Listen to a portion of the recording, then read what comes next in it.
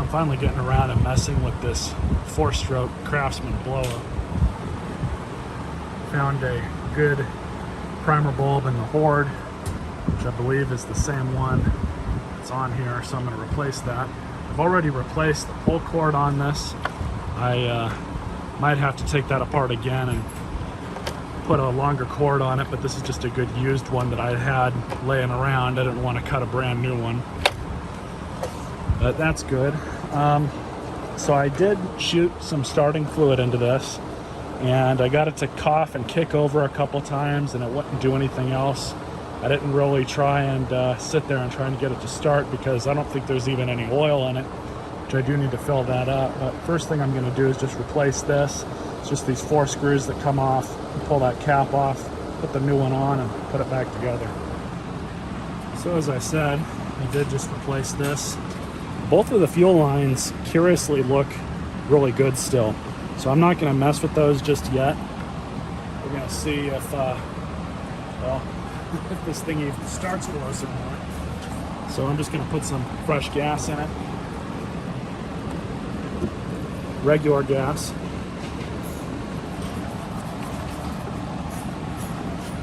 And I've got some standard 30 weight, which I'm going to double check and make sure that this thing takes. If it doesn't, I'll put in the correct oil, obviously. So I did just confirm this on the internet. This does take a standard 30 weight oil. And according to the little picture on the side of this, you can see right here. So it's only going to take about 2 ounces of oil. Before I do that, I'm going to tip this over just to make sure there's nothing in it.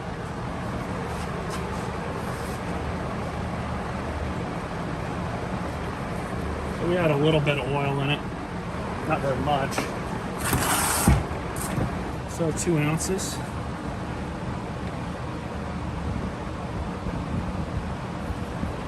It's right where it should be.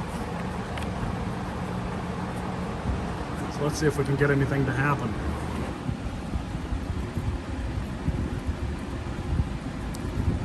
That's a good sign. It sucked a bunch of fuel up. Now my only worry right now is the diaphragms inside of the carburetor. So it is worth mentioning that this machine does have the Craftsman Speed Start, which is just a long apex or Allen key that goes in there, and you know, you hook it into your drill. I don't have one of those, believe it or not, and I don't feel like cutting up another Allen key that's the same size, so I'm just going to do it this way. Goes clockwise. There's that if you want to verify that.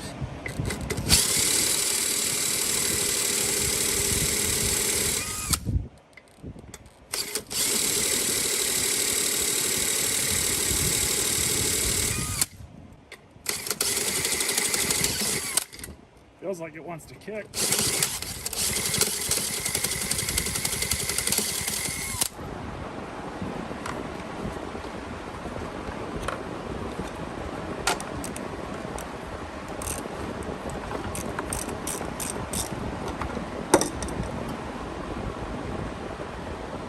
I think that needs to be gapped.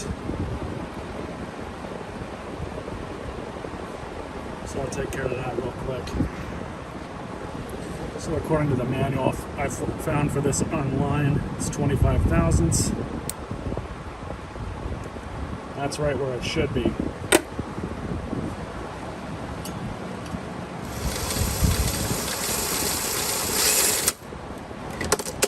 Spark's good.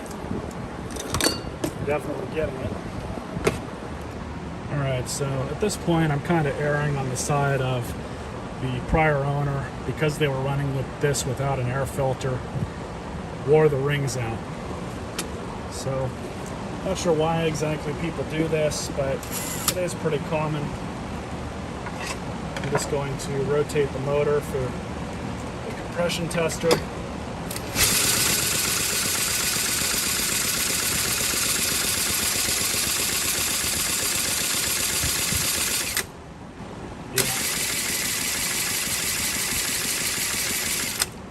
She's done for. Just for the record, I'll get you guys a compression test on a blower that I do know is good. All right, so here we are with the Poulon.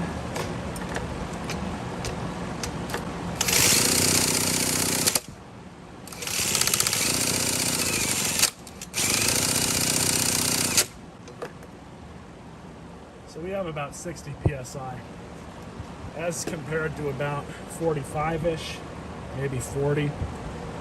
It doesn't really take much for one of these machines to not run correctly.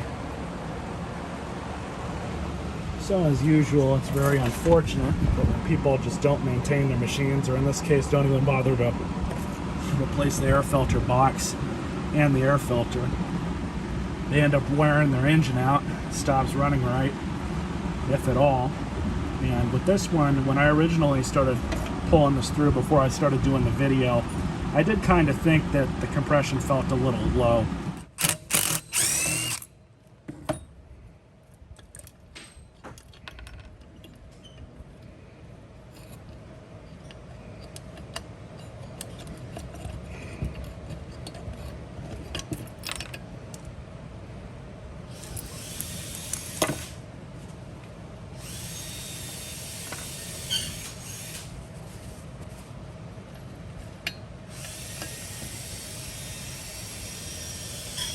The wrist pin actually looks like it's going to come out pretty easily.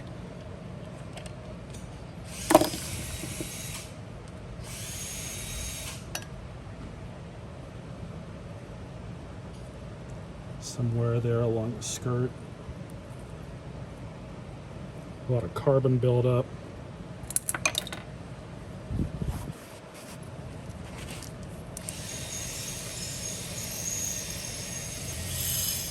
Oh yeah, there's a lot of wear inside.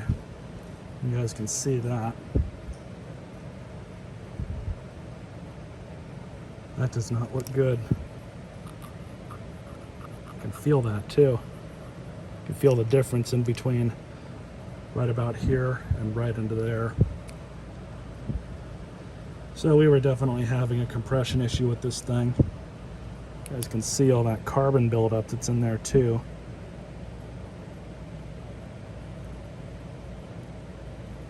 Yeah, definitely some glaze going on there too. That's really bad. All right, so here we are looking at some parts. Now I want to show you guys the issue that kind of starting to run into with a lot of these newer, lower end consumer grade, small engine stuff. I'll show you right here. Go to engine assembly. And these are the sites that I use to purchase a lot of this stuff.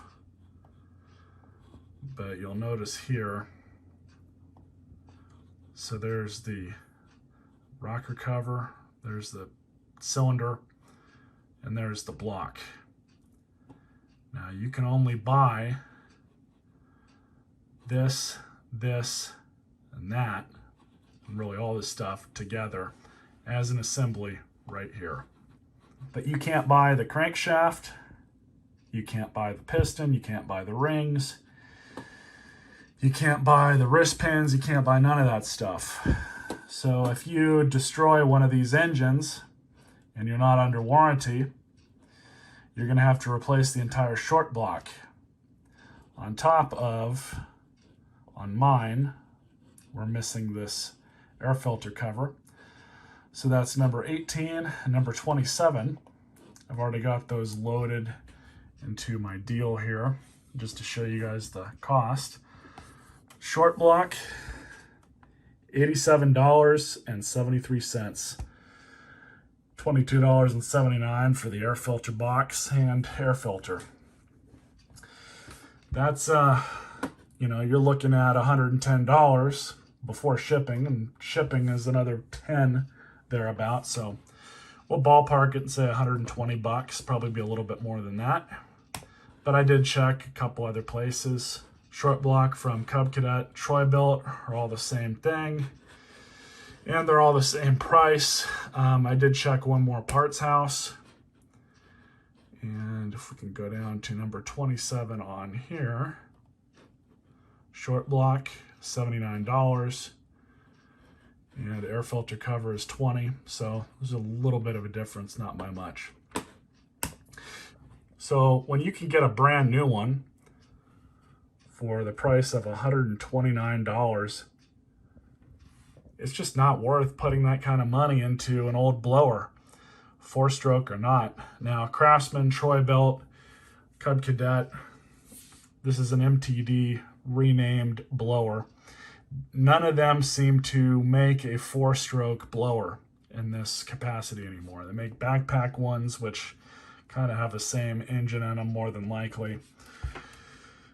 But these companies don't even make a 4-stroke blower anymore, so this is really all you can get. I did find some literature saying that the one that I have for this video retailed for like $179. I don't know how true that was. Obviously, I didn't buy it. But when you're looking at spending $120 to fix something you can go buy brand new for $130, that's just the nature of the beast. It's just not worth it.